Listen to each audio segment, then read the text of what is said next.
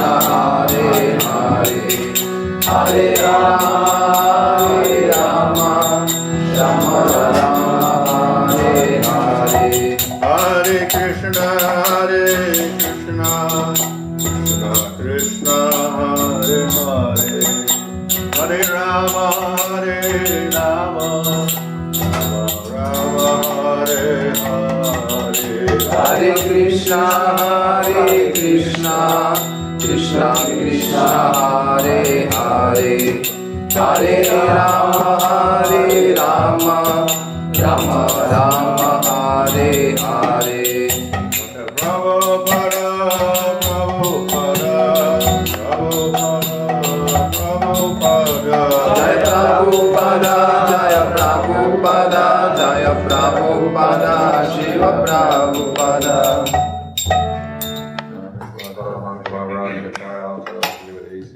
Bhaktivinoda Swami Prabhupada ki jai. Jai.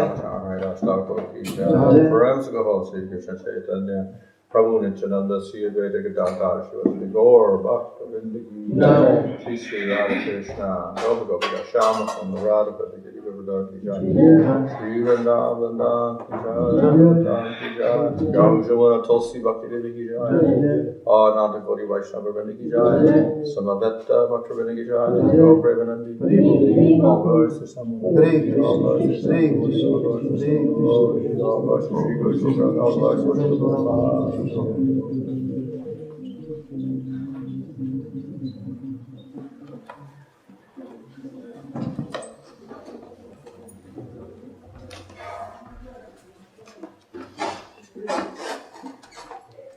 Om Namo Bhagavate Vasudevaya. Om Namo Bhagavate Vasudevaya. Om Namo Bhagavate Vasudevaya. Om Namo Bhagavate Vasudevaya. Om Namo Bhagavate Vasudevaya. Om Namo Bhagavate Vasudevaya.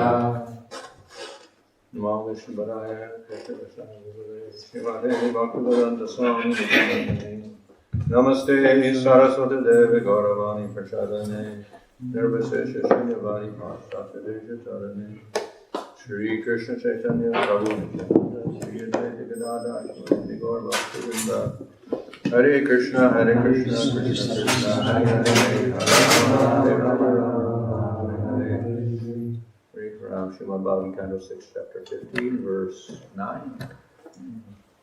Are we going to repeat it or not? No. Okay. So, Sri Sukha Uvacha Evam Prasvasito Raja Chitraketu Dvijokti Vihi Vi Mrijya Hanina Vakra Adi Moana Ambasata. Translation, Sri Sukadeva Goswami continued, thus enlightened by the instructions of Narada and Angira, King Chitraketu became hopeful with knowledge. Wiping his shriveled face with his hand, the king began to speak. Are you going to translate that? Yes. That is a whole series of verses.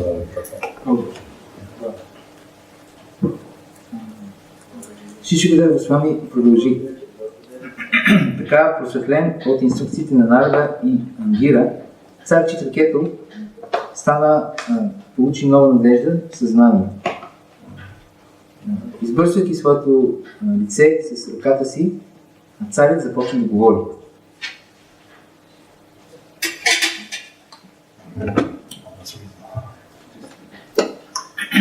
King Chitraketu said, you have both come here dressed like avadutas, liberated persons, just to cover your identities, but I see that of all men, you are the most elevated in awareness, you know everything as it is, therefore you are the greatest of great personalities.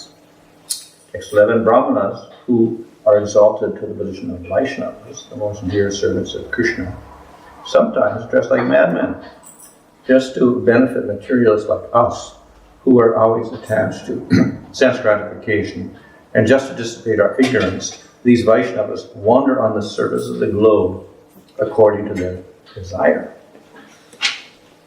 O great souls, I have heard that among the great and perfect persons wandering the surface of the earth to instruct knowledge to people covered by ignorance are Sanat Kumar, Narada, Raghu, Angira, Devala, Asita, Apantarama, or Vyasadeva, Markandeya, Gautama, Vashishta, Bhagwan, Parsurama, Kapila, Sukadev, Durvasa, Yagyavalkya, Jatukarna, and Aruni.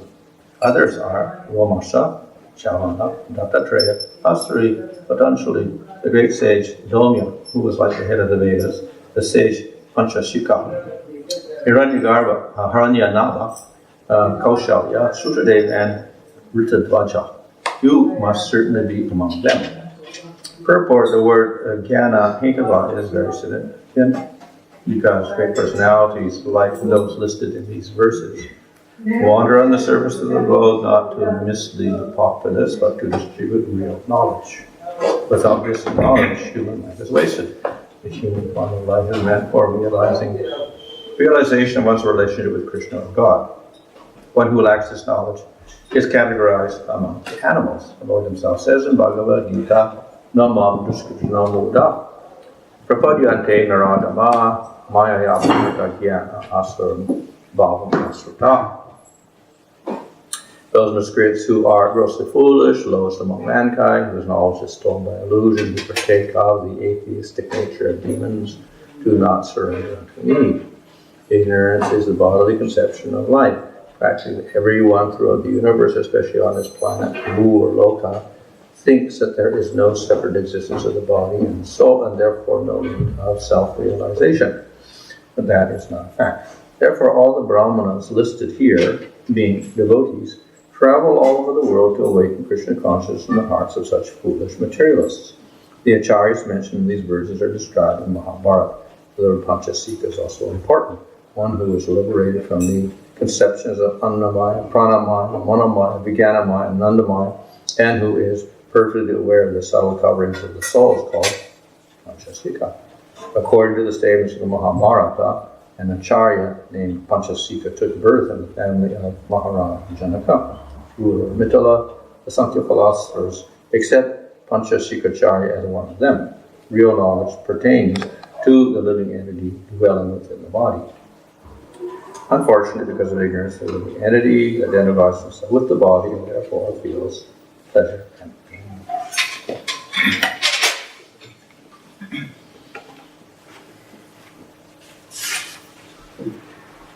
Цар Читракето каза: вие и двамата сте дошли тук, облечени като авадути, освободени личности, просто за да прикриете вашата истинска идентичност. Но аз виждам, че между всички хора вие сте най-издигнати в своето съзнание.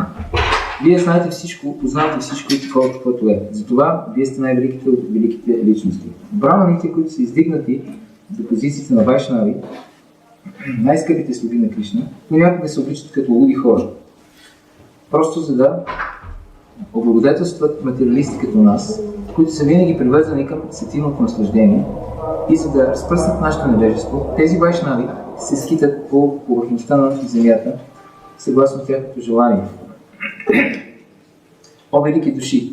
Аз съм чул, че между великите и съвършени личности, които обикалят земята, за да инструктират, за да дадат знание на хората, покрити от невежеството, са Санат Кумара, Нарада, Рибо, Ангира, Девала, Асита, Авантаратма, Вясадева, Маркандея, Гаутама, Вашишта, Бхагаван Парашурама, Капила, Шукадева, Дурваса, Ягявалкия, Джатокарна и Аруни.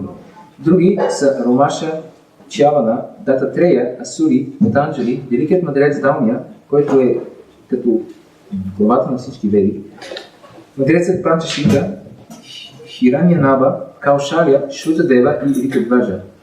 Вие със сигурност трябва да сте между тях. Коментар. Думата Гьяна Хетава е много важна, защото великите личности, като този, които са изброени в тези стихове, обикалят повърхността на земята, не за да заблуждават хората, а за да разпространяват истинско знание. Без такова знание, човешки живот е изгубен.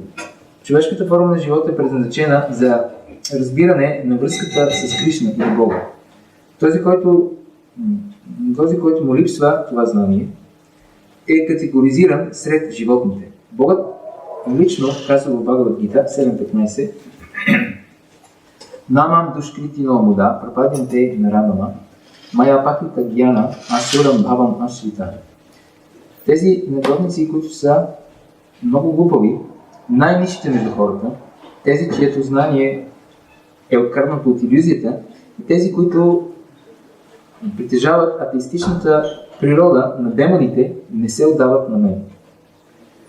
Невежеството в телесната концепция за живота е сятна буди, kuna Петри датоке, Саева Гокара. Невежеството е телесната концепция за живота. На практика всеки в тази вселена и специално на тази планета, Булока, мисли, че няма отделно съществуване от тялото и душата и затова няма нужда от себереализация. Но това всъщност не е истина.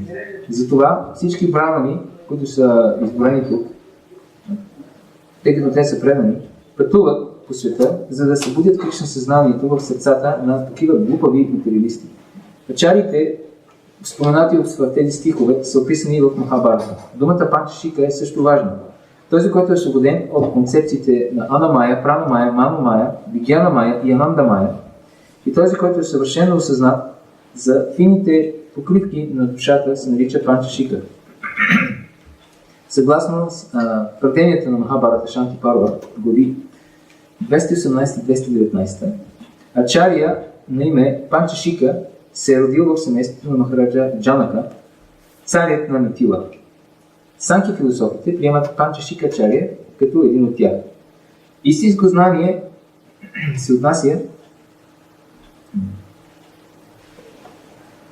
Истинското знание се отнася до живото същество, което живее вътре в тялото. За нещастие, поради невежество, живото същество се идентифицира с тялото и затова чувства щастие и болка.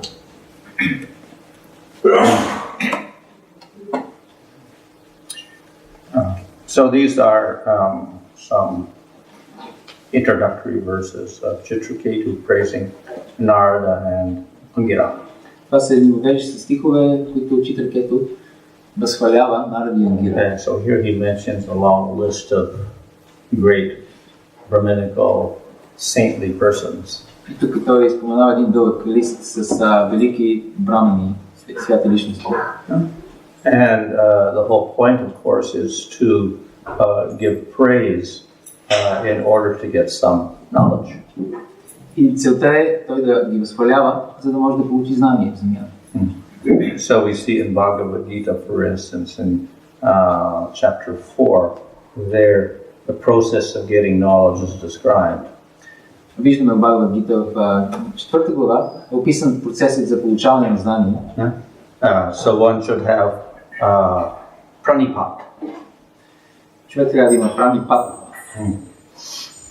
So this means basically falling down. Означава да паднеш.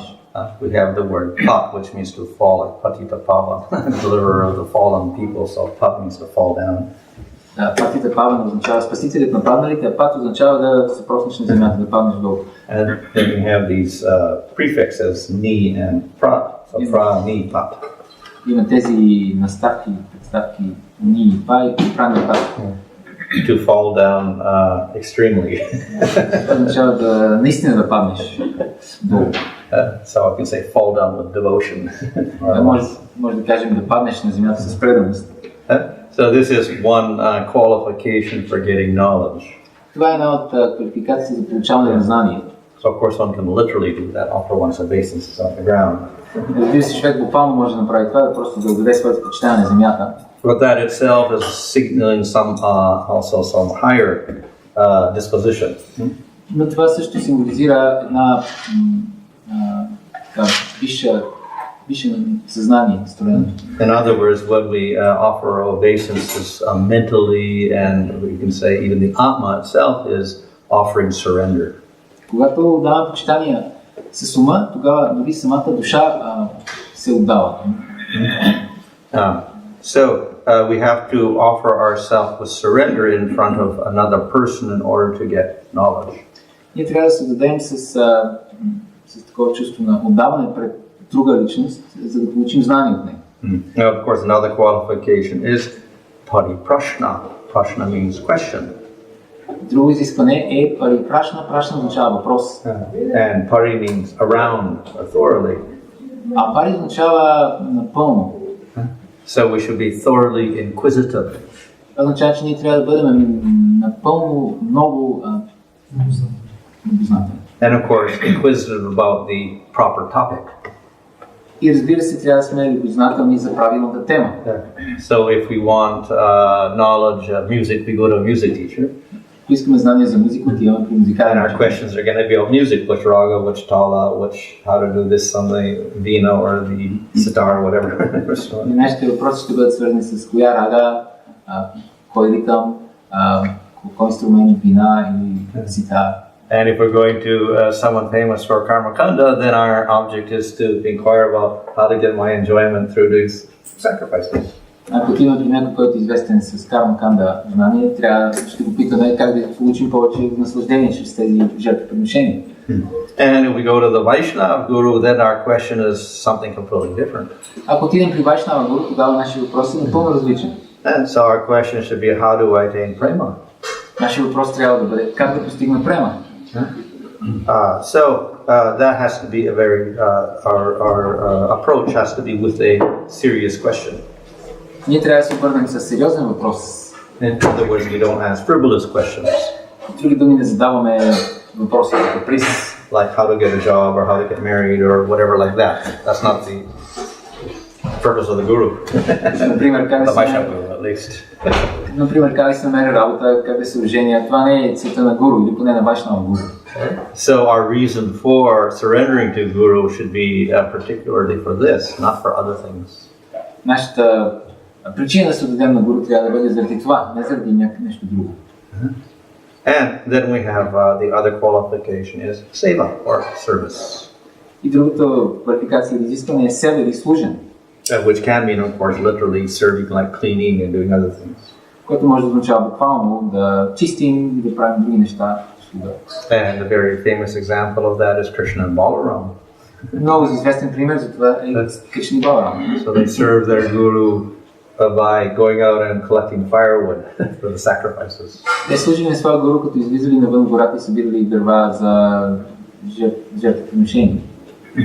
So the important point there is they sacrifice their own ideas of material comfort to serve the guru. Те жертвали своите собствени идеи за материален комфорт, служейки на гуру. Of course, we've got two types of service. We have service to physical service, to the guru and his body and whatever. Then we have the service to the instructions. Имаме два вида служене, служене на физическото тяло и служене на инструкциите. And service to the instructions is considered more important.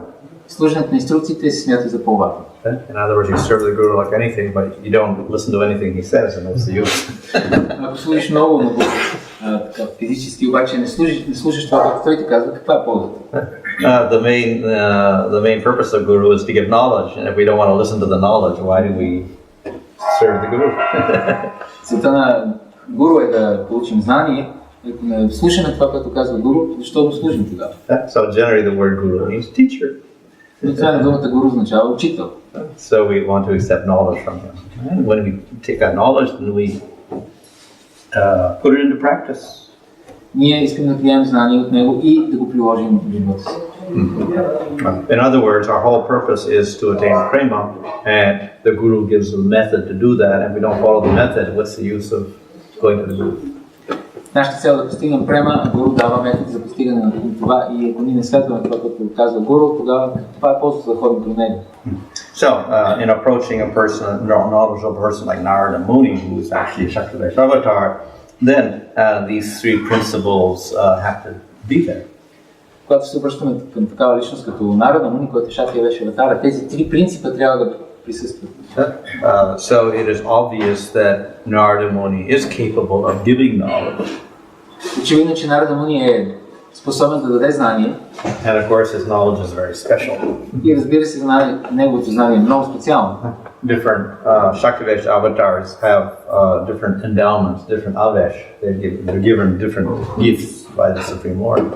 Различни шакти веши аватари получават различни подаръци или са упълномощени по различен начин. So the Kumaras, who are also mentioned here, are endowed with jnana. Кумарите, които също са споменати тук, са надарени с гьяна. Yeah, so this is particularly means knowledge about Brahman. Това означава знание за Браман. In other words, impersonal. В други думи е персонализъм. And Narada Muni, he's given the special endowment of bhakti. На Нарада Муни му дан специалния подарък на бхакти. So among the Shaktivesh avatars, therefore, he is quite celebrated among the devotees because he has bhakti. И с това между шакти веши аватарите той е много почитан сред преданите, защото той има бхакти. And we see that he lives up to his name because he actually gives great mercy by which devotees advance very quickly. И виждаме, че той е достоен за своето име, защото той дава такава специална милост, чрез която преданите напредват много бързо. And so one of his famous disciples is Dhruva. Един от неговите известни ученици е Друва. And Dhruva, by following his instructions, he got to see the Supreme Lord very quickly.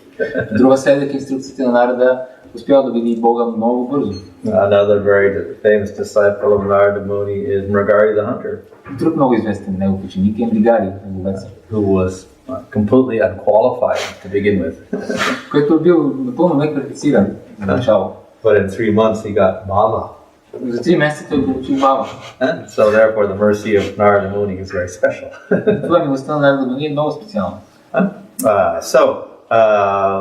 Chitraketu here is obviously very, he understands very well the position of Narada Muni. Очевидно, че Читракета тук разбира много добре позицията на Нарада Муни. So this is a great opportunity for him to take advantage of Narada Muni's knowledge. Това е голяма възможност за него да се възползва от знанието на Нарада Муни. So as I said, the Guru gives knowledge, knowledge in the not in the jnana sense of impersonal jnana. Гуру дава знание, но не в смисъл на гьяна, в имперсонален смисъл. We don't want to receive that type of knowledge. Ние не искаме да получаваме това знание, този тип знание. But rather we get knowledge of bhakti. По-скоро не искаме знание за бхакти. So the knowledge of bhakti, of course, it is also jnana in a sense, but that it's part of bhakti. Това знание за бхакти е също знание в известен смисъл, но това е знание за бхакти. So we have the process of shravana, so that basically is getting knowledge. Ние имаме процесът на шравана, който означава да получим знание. And shravana is part of the process of bhakti. Шравана е част от процеса на бхакти. As is kirtan. Както и киртан. Of course, we could also do kirtan for jnana as well. Разбира се, не може да правим киртан за гьяна също. And we wouldn't call that part of bhakti. If we do kirtan of jnana, that is impersonal jnana. Това обаче няма да го наричаме част от бхакти. So the Mayavadis are also doing kirtan. They're preaching Mayavad philosophy, but we don't call that kirtan as part of bhakti. Майавади също правят киртан, проповядвайки тази майавада философия, но ние това не го наричаме киртан, не слушаме, не ходим там. And if you shravana take knowledge of impersonal jnana, then that also is not part of bhakti. Ако шравана означава да слушаме имперсоналната гьяна, това също не е част от бхакти. So we have kirtan and we have shravana as part of bhakti. Но ние имаме киртан и шравана като части от бхакти. So by the kirtan we're glorifying the Supreme Lord, we're giving out knowledge of Krishna. Чрез киртан ние възхваляваме Бога и разпространяваме знанието за Кришна. And by doing shravana, we're hearing about Krishna.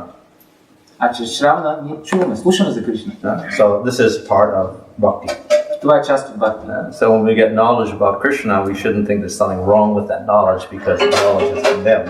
The only knowledge that's condemned is the impersonal jnana. Като чуваме знание за Кришна, не трябва да си мислим, че това е нещо осъдително. Осъдително е само тази имперсонална гьяна, имперсоналното знание. So the Vaishnava Guru, one of its functions is to give someone the jnana, knowledge. Една от функциите на Вайшнава Гуру е да даде самбанда гьяна или знание. And of course the other is, so that knowledge there refers to the, we could say the philosophical or theological concepts to support our actions and our goal. И това знание в този смисъл се отнася до философските или теологичните концепции, които подкрепят нашите действия и нашата цел. And as I mentioned last night, that is the foundation upon which we can do the avidya and get the prayojana, the method and the goal. И както споменах вчера, това е основата, върху която ние може да практикуваме абидея и да постигнем нашата цел прайоджана. Of course, all three are part of knowledge because they're the contents of scripture in general, and the guru or the devotee, they speak on all three subjects. Разбира се, те трите са част от знание, от знанието и гуру, учителят, той говори по трите теми. In other words, if we get the sambandha knowledge, but we don't determine the goal and a process to get to the goal, it's also just theoretical knowledge and it's useless. Затова, ако получим само самбанда, обаче не разберем метода и целта, това също е само теоретично знание и в крайна сметка е безполезно. For instance, we can get the bhakti knowledge, okay, Krishna is Supreme Lord definition is he's independent. Например, може да получим това знание, че Бога, Кришна е върховният Бог и дефиницията на Бога, че той е независим. And jivas are small particles who are dependent. Дживите са малки частички, те са зависими. Both are real. И двете са, и двамата са реални, истински. Material world is real. Материалният свят е истински. And jivas get covered up and in illusion by material energy. И дживите са биват покрити в илюзия от материалната енергия. Okay, that's knowledge. Ето това е знание.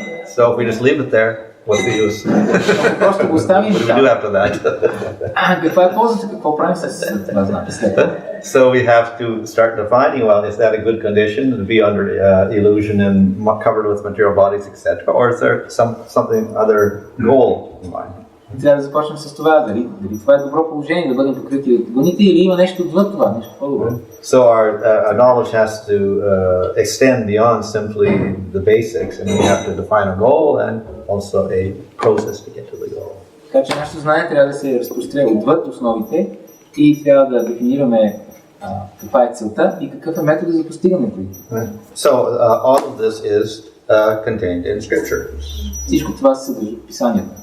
However, as I mentioned last night, scriptures are also very confusing because there's so many scriptures and so many statements. Обаче, както споменах снощи, писанията понякога са много бъркващи, защото има толкова много писания и толкова много различни твърдения. So somehow or other we have to extract from all of that the conclusive sambandha, the conclusive process, and the conclusive goal. What's the final one? По някакъв начин ние трябва да извлечем от писанията какво е заключението на самбанда, заключението на абидея и заключението на прайоджана. So to do that, we have the acharyas. За да направим това, ние имаме ачарите. To do that, we have the gurus. И гуру, учители. And great sages like Narada Muni. И великите мъдреци като Нарада Муни. Say that they extract the actual meaning from the scriptures, the correct meaning. Те извличат истинското значение на писанията. So that is what we call sabda. Това, което ние наричаме шабда. And if we go to the Vedas or the Bhagavatam or the Mahabharata and we get the wrong conclusion, that's useless. It's not sabda. Ако се обърнем към Бхагаватам или Махабарата и получим погрешно заключение, това е безполезно и това не е шабда. So we have to, of course, choose the correct scriptures, and then we also have to choose the correct gurus to get the correct conclusions. Затова трябва да изберем правилните писания, да изберем правилните духовни учители, за да получим правилните заключения. So that is why the individual person has to use a little discretion. Who is the proper person to go to? Затова всеки от нас трябва да използва своята интелигентност. Кой е правилният източник, при кой отида? Many people, yes, we want spiritual life, we like gurus, and they're okay, I'll just choose some guru and follow him. But we have to be very discreet and use our intelligence also.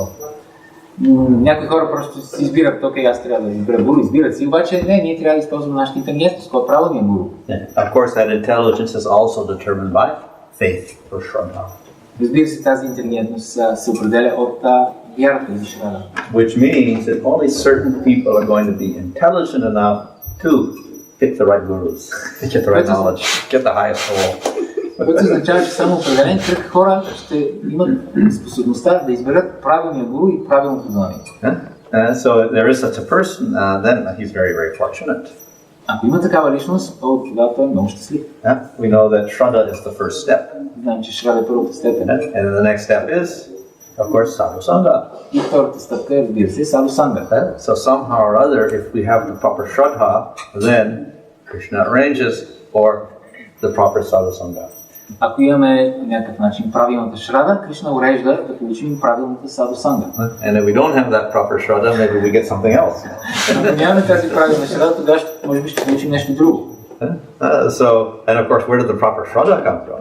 И разбира се, къде идва правилната шрада? So I was explaining that in previous lifetimes, we got some mercy again from the same type of proper devotees. Therefore, our shraddhas manifested in that particular way. Обяснявам се, че в предишни животи ние сме получили някаква милост от правилните източници, затова в този живот тази шрада се проявява по определен начин. So therefore, by the blessings of authorized Vaishnava devotees, we eventually get proper shraddha, and then we can properly get proper sangha in this lifetime, and we can properly develop bhakti. Затова по благословиите на авторитетни вайшнави ние получаваме правилната шрада, правилната садхусанга и така може да развием правилната бхакти. So all of this is an arrangement of the Supreme Lord. Всичко това е аранжирано от Върховния Бог. But manifested through the devotees of the Lord. Но се проявява чрез преданите на Бога. So Vishnu Chakravarti Thakur in Madhuri Kandamani says that actually the Lord gives the freedom to the devotee to distribute mercy as he sees fit. And the Lord does not interfere with that. В Мадура Кандамани Вишну Чакраварти Тхакур казва, че Богът дава свобода на преданния да разпространява бхакти по свое усмотрение и той не се намесва в това. And this is usually the Madhyamadikari. И обикновено това са Мадхьямадикари. Because the Madhyamadikari, he with his following scripture and his intelligence, he finds out who are the innocent, who are the faithful, who are the demons, etc. And he gives his mercy accordingly. Защото Мадхьямадикари чрез своето следване на писанията, интелигентността си, той разграничава кои са невинните, кои са демоните и решава на кой да даде милостта. So, if one gets the chance to meet an exalted Vaishnava like Narada Muni, then it is, we can say, a great opportunity. И затова, ако човек получи шанс да срещне велик Вайшнава като Нарада Муни, това е голяма възможност. And one should follow the proper system. И тогава той трябва да следва правилната система. So, as I said, the system one is this Pranipad Pariprashna Seva. Системата е, както казах вече, Pranipad Pariprashna Seva. This is how we can properly receive the knowledge. Така можем правилно да получим знанието. Of course, somebody asked last night, I think, how do we study? Was it? How we study scriptures? I don't know. Yes. Yeah.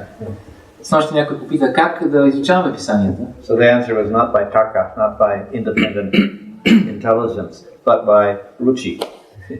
И отговорът беше не чрез тарка, независима интелигентност, а чрез ручи. So of course at the very beginning stage, if we're ignorant completely, and we're not to a devotee or a guru, we don't have ruchi in one sense.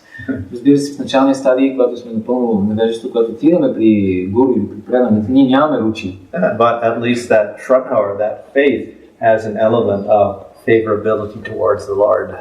Но поне тази шрада или вярата има елемент на да бъдеш благоприятен настроен към Бога.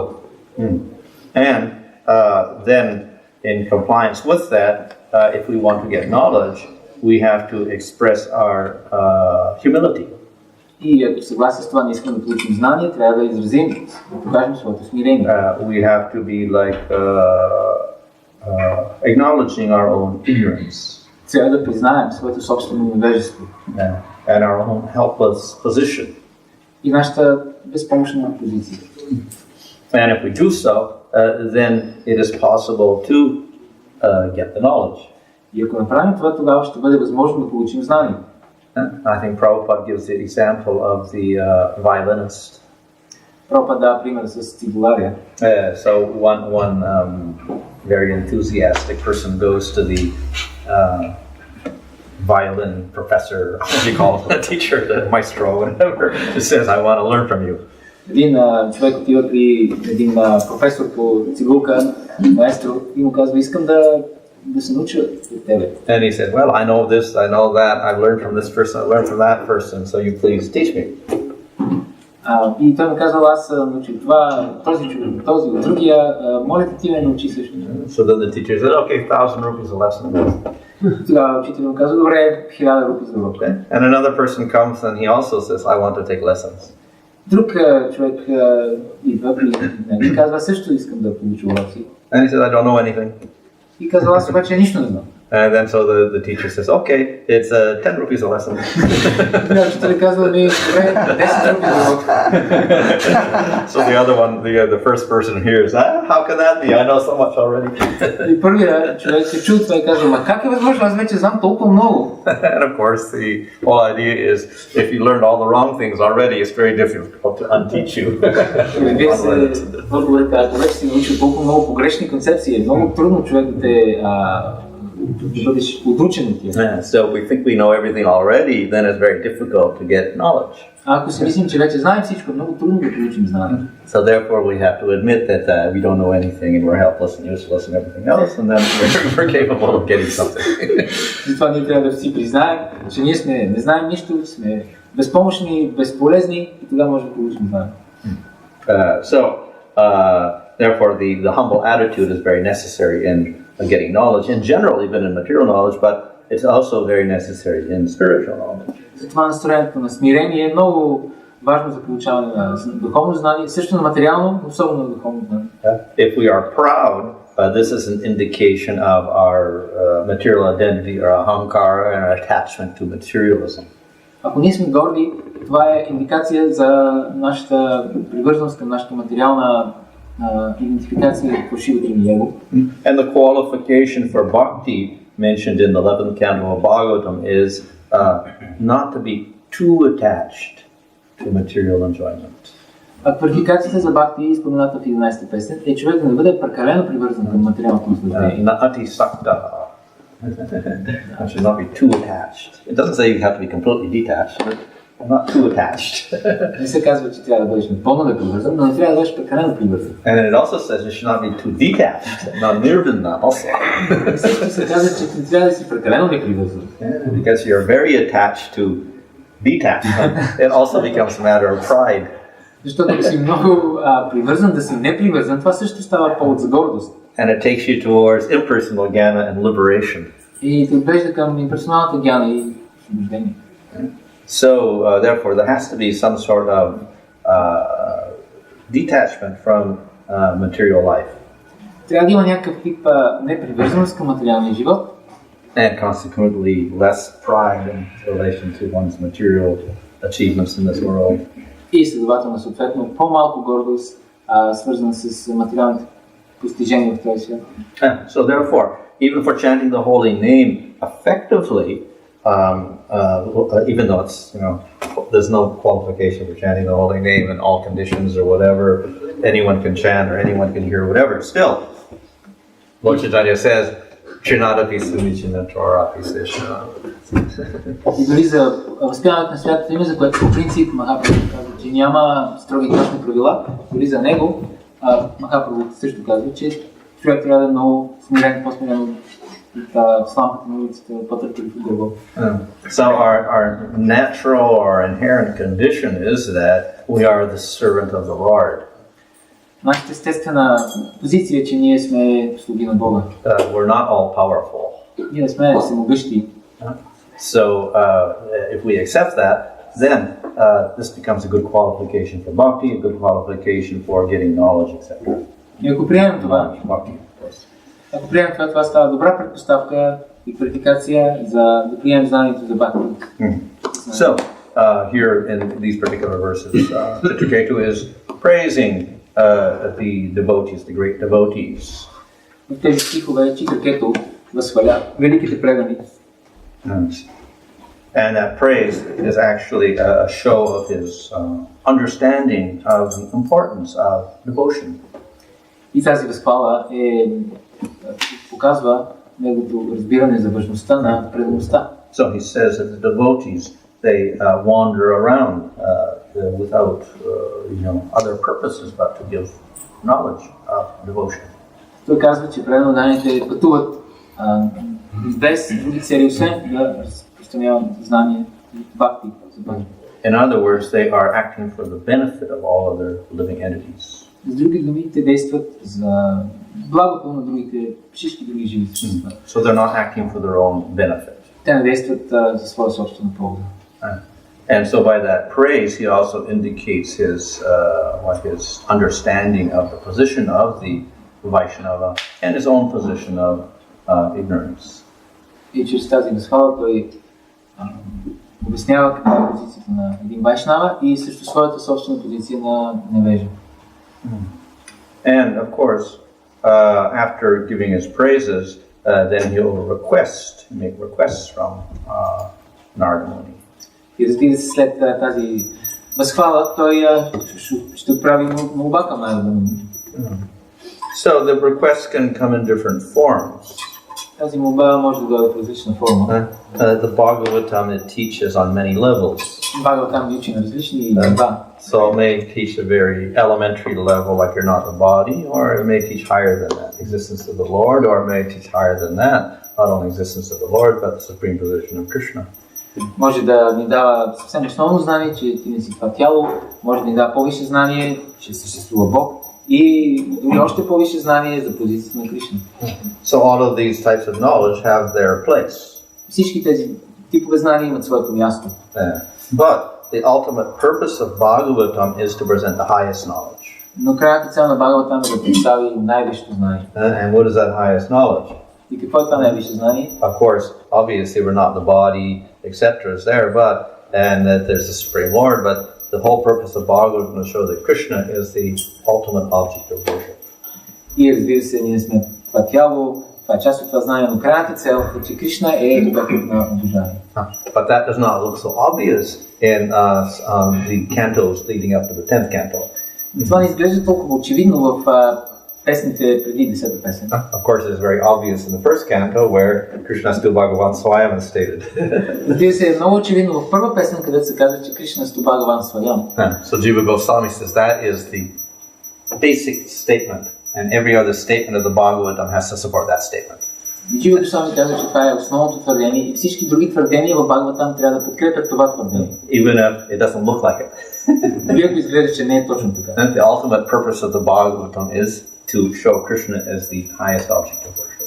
Крайната цел на Бхагаватам е да покаже, че Кришна е най-висшият обект на обожание. And so that becomes very obvious in 10th canto of Bhagavatam. Това става много очевидно в 10-та песен. And everything there is related to Krishna and surrender to Krishna. Всичко там е свързано с Кришна и отдаването на Кришна. And there it is stated that even Brahma and Shiva and Lakshmi, they're striving to get the lotus dust of Krishna. They can't even attain that. Там се казва, че дори Брама, Шива и Лакшми се опитват да постигнат праха от лотосовата на Кришна, но те дори това не могат да постигнат. Only the people of Vraja can get that. Само хората от Враджа могат да постигнат. So in other words, Krishna is the topmost, also very rare. С други думи, Кришна е най-висшият обект и също това е много рядко. But the Bhagavatam and the devotees of Bhagavatam are giving that rare realization of Krishna to everybody in the world. Но Бхагаватам и преданните дават тази най-рядка реализация на всички хора по света. So the other cantos, as I said, may not look like they're directly related to Krishna. Другите песни, както казах, може би изглежда, че не са толкова директно свързани с Кришна. But we have to understand that they're pointing towards Krishna. Но трябва да разберем, че те насочват към Кришна. So Narada Muni, of course, he understands the position of Krishna because he's seen him in Vrindavan and he's seen him in Dwarka and Mathura everywhere. Разбира се, Нарада Муни разбира позицията на Кришна, защото той да вижда в Дварка, в Матура, навсякъде. But at the same time, sometimes he gives instructions to others in different yugas and different manvantaras according to their capabilities. Но в същото време понякога той дава инструкции на личности в различни манвантари, различни места, съгласно тяхната квалификация. So these are general instructions. Yes, you have to become free from material attachment, you have to understand you're not the body, and you have to surrender to the Lord. И това са общи инструкции. Ти трябва да разбереш, че не си това тяло, да се освободиш от материални привързаности и трябва да се отдадеш на Бога. But wherever it says surrender to the Lord or as a glorification of the Lord, the devotee should understand. Ultimately, that means Krishna. И винаги, когато се казва да се възхвалява Бога, да се отдадеш на Бога, един предант трябва да даде в крайна сметка това означава Кришна. Why? Because that's the initial statement, Krishnastu Bhagavan Swayam. Защо? Защото това е основното твърдение Кришнаstu Bhagavan Swayam. And we go to the 12th canto and we look at the ending statement. Again, it's surrender to Krishna. И когато отиваме в 12-та песен и видим последното твърдение, отново то е да се отдадем на Кришна. So everything in between should ultimately be interpreted in terms of surrender to Krishna. И затова всичко помежду първата и 12-та песен трябва да бъде интерпретирано по същия начин, че трябва да се отдадем на Кришна. So glorification of all of the different forms of the Lord and the different avatars that are mentioned between Canto 3 to 9 actually are ultimately glorifications of Krishna because he contains all those qualities in himself. И възхвалата на различните аватари в Бхагавата между 3 и 9 песен, всъщност трябва да го разбираме като възхвала на Кришна, защото Кришна съдържа всички тези качества на тези аватари в себе си. So whatever qualities that will attract us to Vamana or Varaha or Nrsimhadev or Ramchandra, those qualities are also manifested in a more spectacular way in Krishna. Каквото и да ни привлекло в Вамана, в Рамачандра, Нрсимхадев, тези неща, всички тези качества са присъстват в още по-прекрасна форма в Кришна. So that everyone should worship Krishna. Това всички трябва да обожават Кришна. So therefore the whole knowledge of the Bhagavatam is pointing in that direction. Това цялото знание на Бхагаватам насочва в тази посока. So the great devotees, the great gurus, the great acharyas in Lord Chaitanya's movement also, they are giving that same instruction. Великите ачари в движението на Бог Чайтания дават също тази инструкция. So that is the highest knowledge of all. Това е най-висшето знание. And of course, the Bhagavatam itself is the highest scripture. Бхагаватам, самият той е най-висшето писание. So if we get the opportunity to get that knowledge, then we have to approach in the proper way. И ако имаме възможността да получим това знание, трябва да се обърнем към него по правилният начин. And we follow those principles nicely, then we get the knowledge, then we can do the practice, then we can get the goal. Ако се обърнем, следваме тези принципи много добре, тогава ние ще получим знанието, ще може да следваме процеса и да постигнем целта.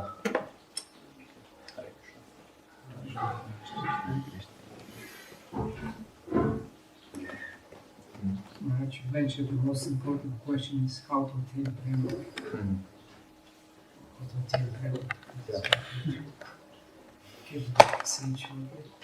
Well, the question is answered very concisely in the Nectar devotion.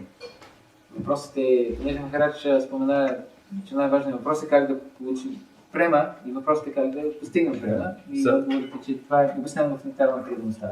So Rupa Goswami very particularly gives a definition of Uttama Bhakti. Рупа Госвами много конкретно дава дефиниция на Uttama Bhakti. It's not just Bhakti, but Uttama Bhakti. That type of Bhakti will lead to the prema.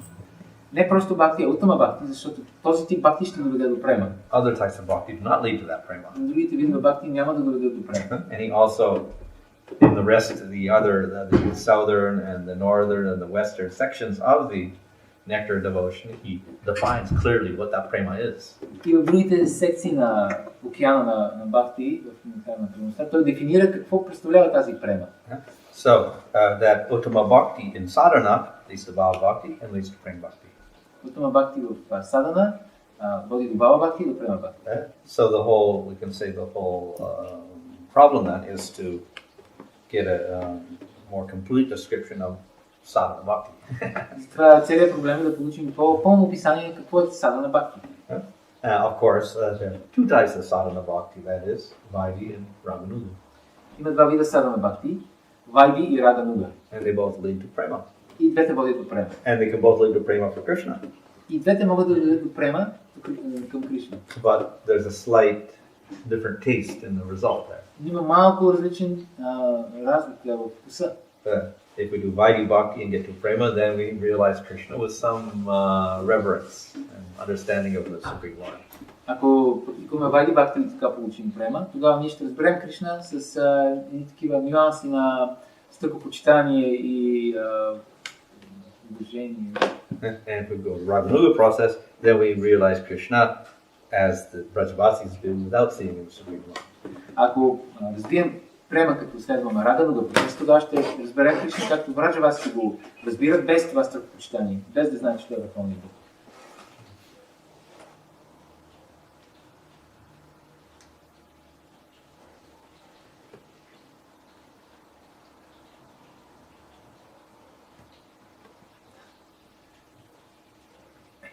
Of course, that Uttama Bhakti, that definition of, Jnana Karma Navratam and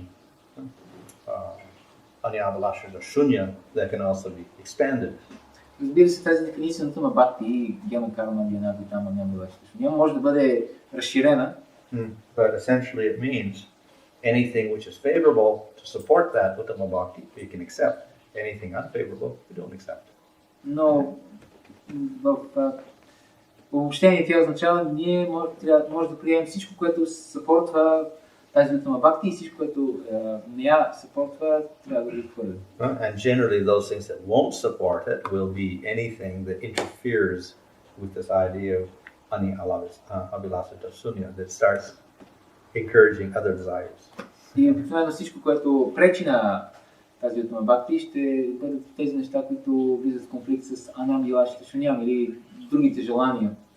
So we can do other things like Varnashram, Karma Yoga, or Jnana Yoga, or Ashtanga Yoga if it doesn't give rise to these other desires. Ние може да правим други неща, като например Варнашрама, Карма Йога, Дhyana Йога, Аштанга Йога, ако те не водят до увеличаване на тези желания. So when we talk about Karma Mitra Bhakti or Jnana Mitra Bhakti as being not pure, that's because of the desires that go with it.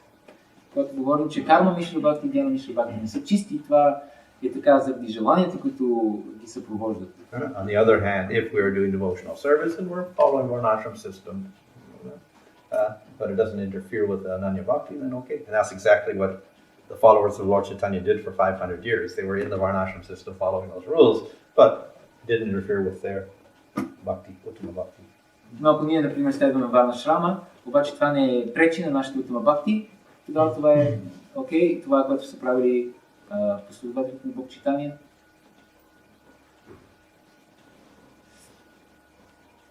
Is it so that even when our goal is Uttama, it's free from any material desires, but still we practice devotional service with that goal, but still we have material desires, is it still considered? Well, because it's sadhana, isn't it? Huh? Yeah. So we have Uttama Bhakti as sadhana, and then you go through an Anartha Vritti. So obviously you're not pure, but it's called Uttama Bhakti still. Въпросът е дори ако нашата цел е Уттама Бхакти, обаче докато не постигаме тази цел, все още има материални желания, дали това се смята за Уттама Бхакти и отговорът е да, естествено трябва да минеш през Анартha Vritti, обаче това е Уттама Бхакти. So what's the difference between this sadhana, Uttama Bhakti, and mixed Bhakti? Тогава каква е разликата между тази Уттама Бхакти и смесеното Бхакти? So that when we call Karma Mitra Bhakti, usually it infers that we're mixing the activities of Karma Yoga with Bhakti, such as, let's say, doing Sandhyavandana rites or doing samskars or whatever. So it's taking parts of the Varnashram system and sticking it in along with Bhakti. Когато говорим за Карма Мишра Бхакти, това обикновено означава, че ние смесваме тези дейности, като, например, Сандивандана или различни самскари, mixing them, performing those activities. Yeah. Ние извършваме тези дейности. As we see Lord Chaitanya himself, he participated in Varnashram system and did so many things, but it does not obstruct the bhakti in any way. Jnana Karma Navratam doesn't cover up the bhakti, it doesn't interfere with the bhakti at all, because there was no other desires. It was just for other reasons, let's say, to support the body or to set an example for people who are attached to Varnashram system, not because they wanted to get artha and kama out of the Varnashram system.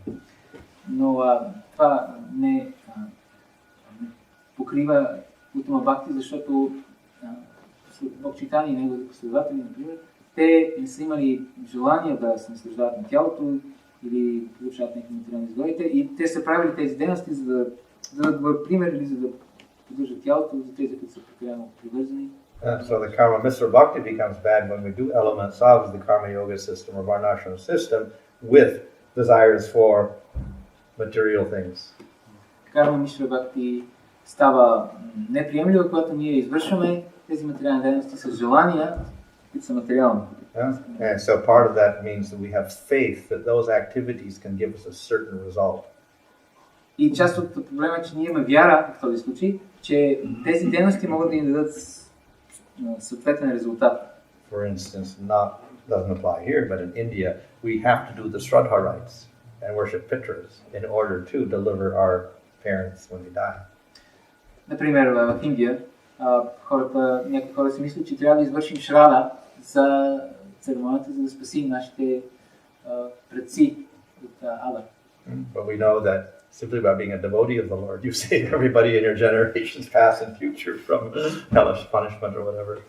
Но ние знаем, че просто като си преданен, тогава ти спасяваш много поколения, минали и бъдещи, от адското съществуване. So then that indicates that the person that really has to do those rites and is attached to it means he doesn't have such complete faith after all in Krishna.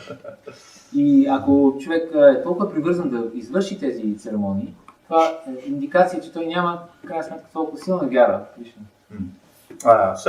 On the other hand, even if we don't do any Shraddha rites or anything, we can still have desires. От друга страна, дори да не извършваме тези шрада церемонии, ние може все още да имаме желание. So we're only doing bhakti, but out of the bhakti, we want to get some material stuff.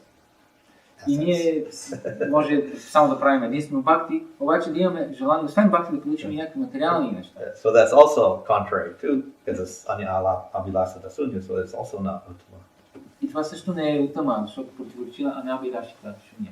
Okay. So, the devotee doing sadhana, doing uttama bhakti, yes, he does have desires, but he's not pure. He's not 100% pure, he's not in prema. Един преданен, който практикува и той извършва утама бхакти, той има желание и това означава, че той все още не е чист напълно, не е стигнал до према. But when he's performing bhakti, that is worshipping the deity or chanting the holy name and doing other services, he's not thinking I'm doing the service because I want to get something material. Но когато той извърши своето служение, например, когато обожава божествата или възпява святото име, той не си мисли, аз завърша това служение, защото искам да получа нещо материално в замяна.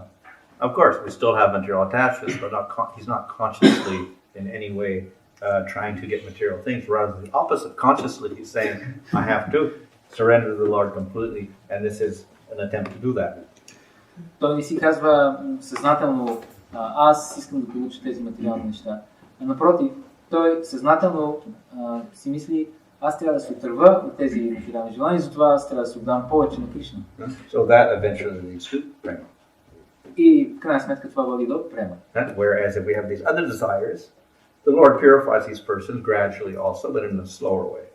Докато ако ние имаме тези други желания, когато сме съзнателно искаме да получим нещо материално замяна на бхакти, тогава Богът също ни причиства, но това отнема повече време. But the ultimate result also is different.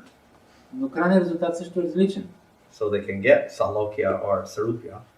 Те могат да получат салокия или сарупия, but they don't get a very direct relationship with the Lord. но те не получават много директна връзка с Бога. So they get higher than the karmis and higher than the gyanis and higher than the astanga yogis, but they don't get as high as the persons who practice uttama bhakti. И така те получават позиция по-висша от гяните, от кармите, от йогите, обаче получават по-ниша позиция от тези, които практикуват уттама бхакти.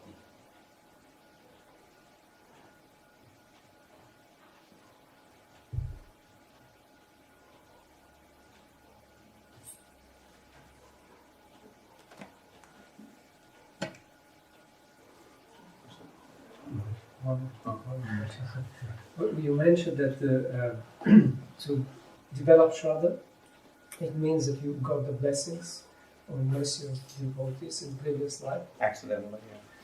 Because we don't have faith, so we don't search for it. So it's a slow process because accidents don't happen all the time. Can you explain what it means, this blessing and mercy? Well, they may simply see Jagannath in a Rath Yatra. Not intending to go to Rath Yatra, but they're passing by in their car or something. What is that? Or they take prasadam accidentally. Somebody gives them something and it happens to be prasadam and they don't know it's prasadam. They eat it. Or they hear the holy name. They don't know what it is, but they pass it. They pass by. Hear it. so that's accidental.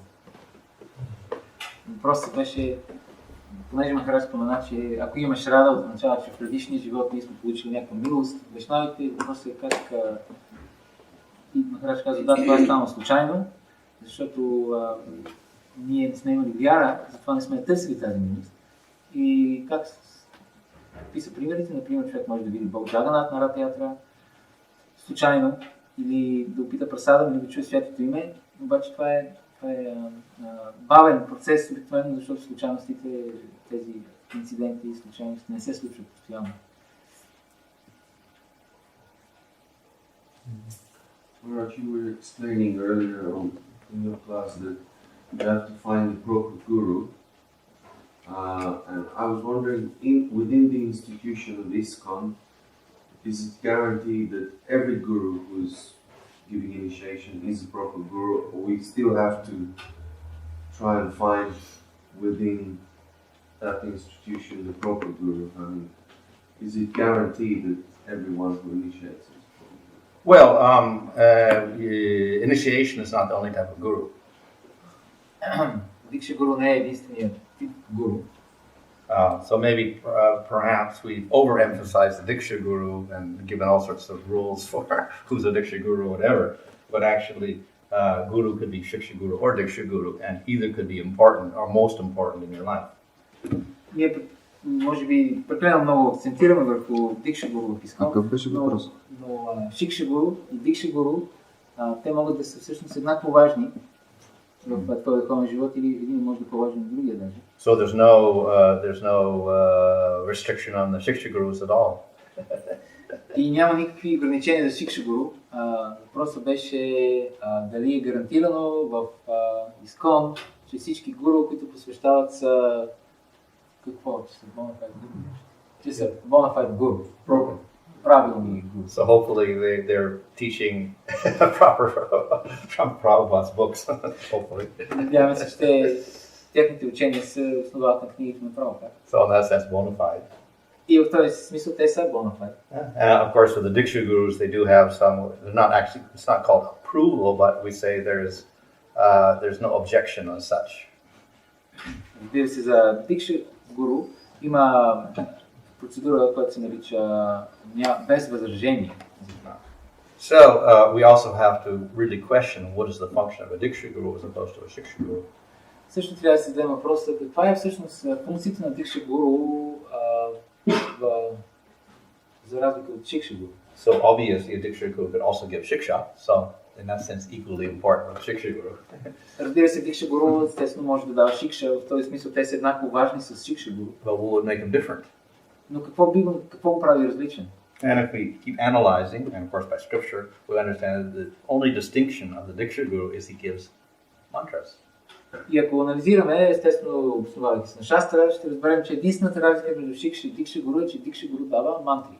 But it's not Hare Krishna mantra because we get that from the new bhaktas. Start chanting at the beginning. Това не е Харе Кришна мантра, защото ние тази Харе Кришна мантра получаваме от новите бхакти. So it's the mantras we get during what we call second initiation, those mantras for worshiping the deity. Всъщност става дума за мантрите, които получаваме на второ посвещение и те са за обожаване на божествата. So do those mantras have special power in them more than Hare Krishna or not? Дали тези мантри имат някаква специална сила повече от Харе Кришна или не? So we have to say no because ultimately Harinam is the most powerful. Ние трябва да отговорим на този въпрос с не, защото в крайна сметка Харинама е най-могъщата. But that is the distinction of the Diksha Guru from a Shiksha Guru only. That's the only distinction really that he gives those mantras. Но всъщност това е единствената разлика между Дикша и Шикша гуру, че Дикша гуру дава тези мантри. So what would qualify him to give those mantras as opposed to people teaching you about Hare Krishna, how to chant that? There's not much difference really. И каква е тази по-специална, супер специална квалификация, която да му даде възможност да ти даде тези мантри, няма кой знае каква разлика всъщност между Шикша и Дикша. So one says the qualification would not be much different. И в този смисъл квалификацията между тях не е толкова, разликата в квалификацията не е толкова голяма. But probably there is some caution in, let's say, recognizing Diksha Guru simply because of the expectations that devotees have from the Diksha Guru. That's all. The expectations they have. Но има една такава опасение в това много прекалено силно да се признава Дикша Гуру заради големите очаквания, които има пренаданите към него. So in other words, most people in ISKCON, and we can say in general in India, would think that the Diksha Guru somehow has some special power to deliver you, and that when you take Diksha suddenly you're free or something like that, and suddenly you get prema, and that he's a Nityasiddha or that he's got some special, sarupa or something with Krishna, etc. Things like that, expectations. Which, of course, are imaginary, but nevertheless projected onto Guru. Хората, особено в Индия, имат и такива очаквания от Дикша Гуру, че когато получиш посвещение, ти веднага ще получиш према, че Дикша Гуру е Нитя-сида и той е много специален, близък с Кришна. И разбира се, всички тези неща може да се окажат въображаеми, обаче хората ги имат. And then if he gives some advice or knowledge or he does some activities which are contrary to the expectation, then you get very disappointed. И ако той ти даде някакво знание или инструкция, или извърши нещо, което противоречи на твоите очаквания, тогава всички са много разочаровани.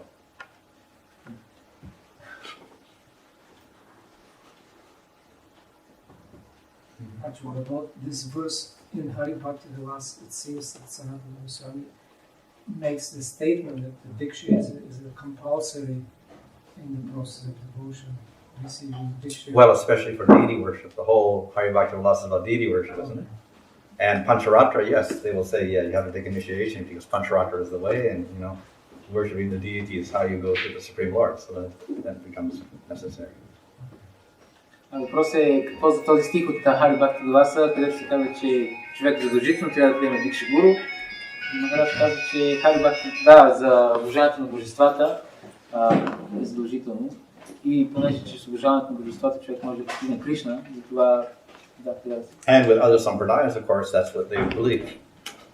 А за другите сампрадаи, те всъщност се вярват в. But we take Harinam and, as the Yuga Dharma. Ние приемаме Харинам за Юга Дарма. And it doesn't require initiation. Харинам не изисква посвещение. And it can deliver everything. И може да спаси всеки. Да даде всичко. Да даде всичко. So we're a little bit different from traditional other sampradayas. И това е малко различно от другите традиционни. And therefore, there should be less emphasis upon the Diksha and more upon the Harinam, which is called Bhagavata Marga, as opposed to Pancharatric Marga. Затова трябва да има повече акцент върху Харинама, вместо върху Панчаратри. Върху Бхагават Види. So the Diksha Paramparam, more or less we can say, traces the Pancharatrika line of Diksha. Дикша Парампара повече проследява тази Панчаратрика линия на посвещение. But as I said, we put more emphasis upon the Bhagavata line.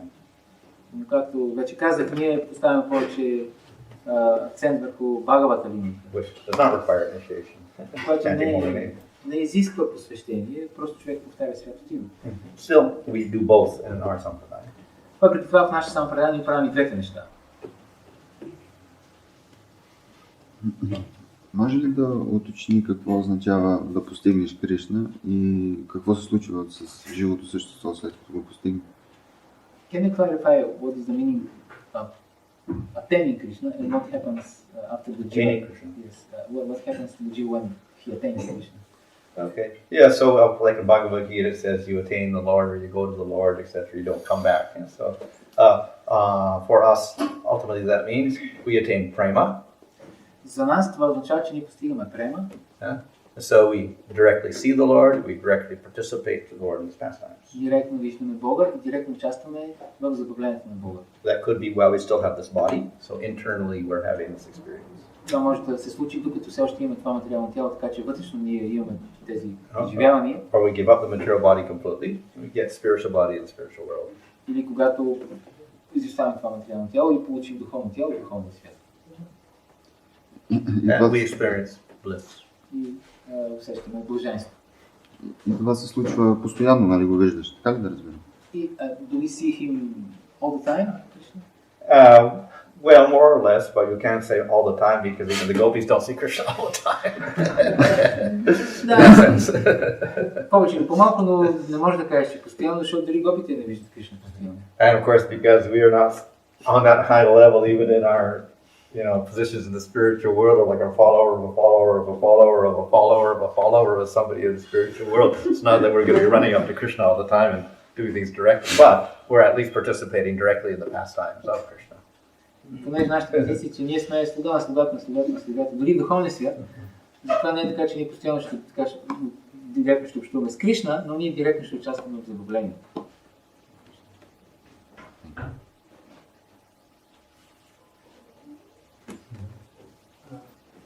Понеже съм чакал там, че Ананта Шеша означава предел.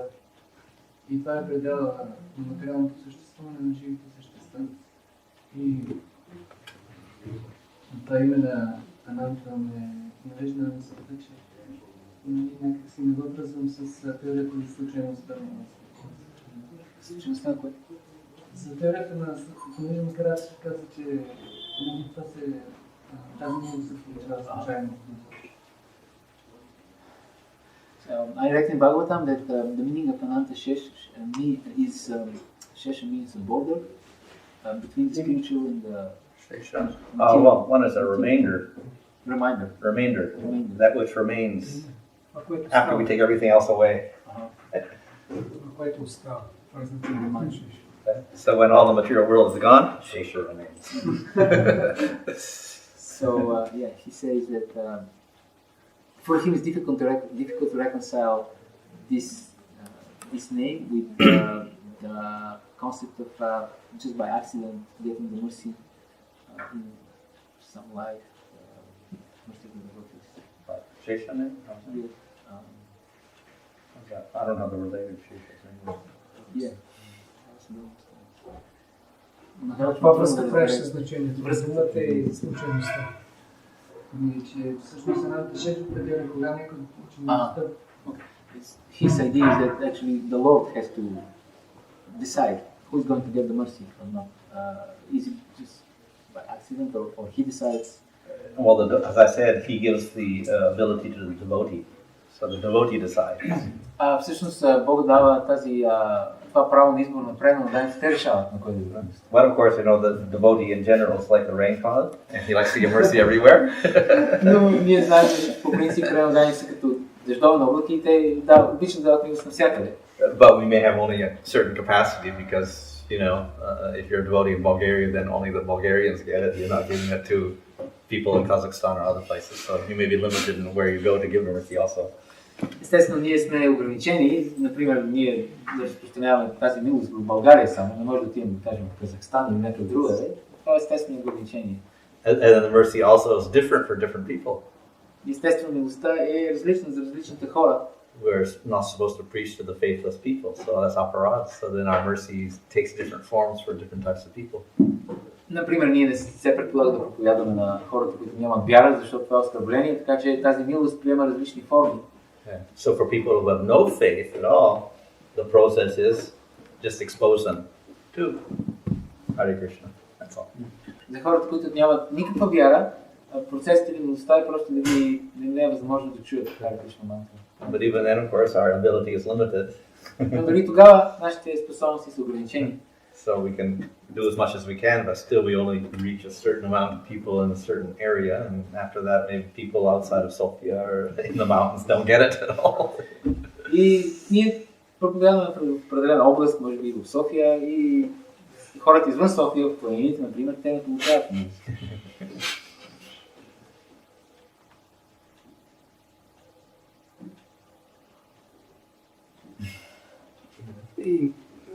Maharaj, you mentioned that Vaidhi Bhakti and Raganuga Bhakti, they, in terms of sadhana, they lead to slightly Different realization of Krishna. And what is this subtlety which makes actually the difference? What is the... Well,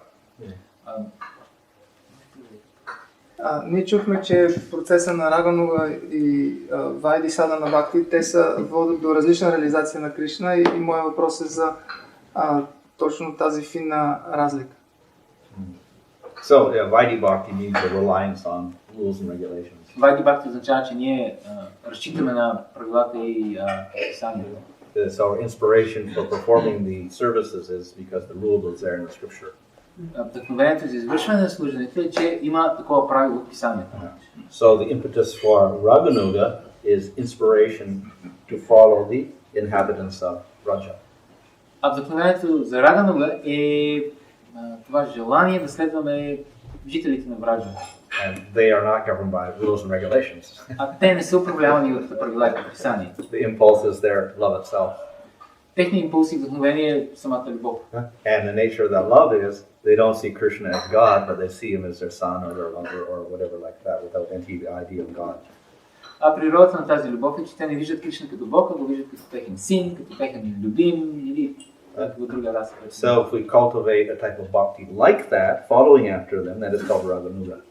Ако култивираме такъв тип бхакти като тях, това се нарича Рагануга. But it is sadhana because we still got all the impurities, etc., like in Vaidhi Bhakti, but we're going for that goal and we're following after those particular devotees. Но тя се нарича садана, защото ние все още имаме всички тези нечистоти, както в Вайди, но ние следваме тези преднадания и вървим в тази посока.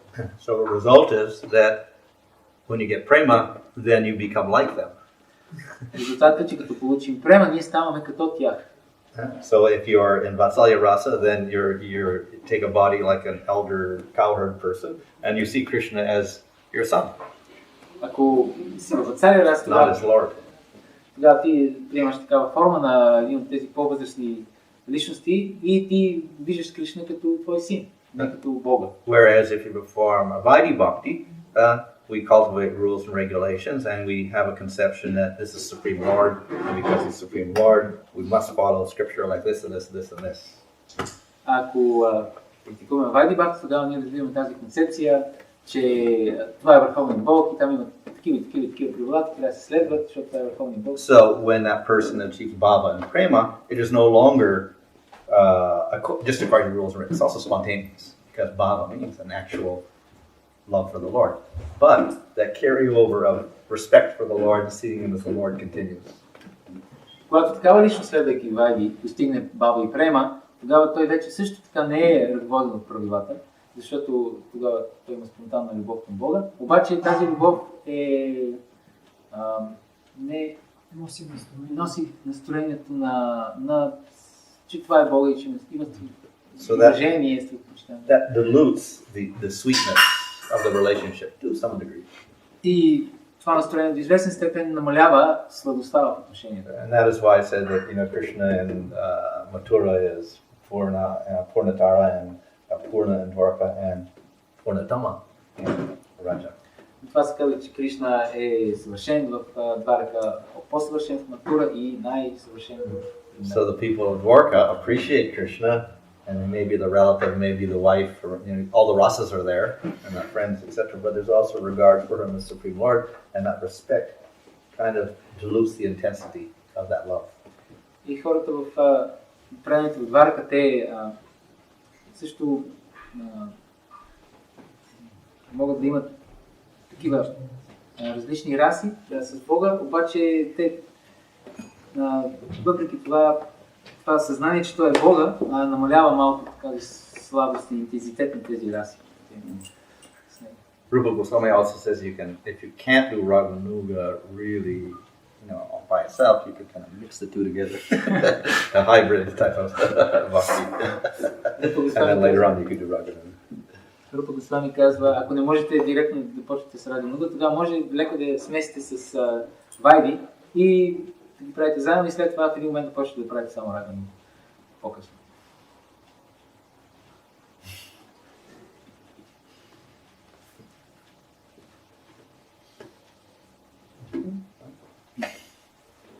Thank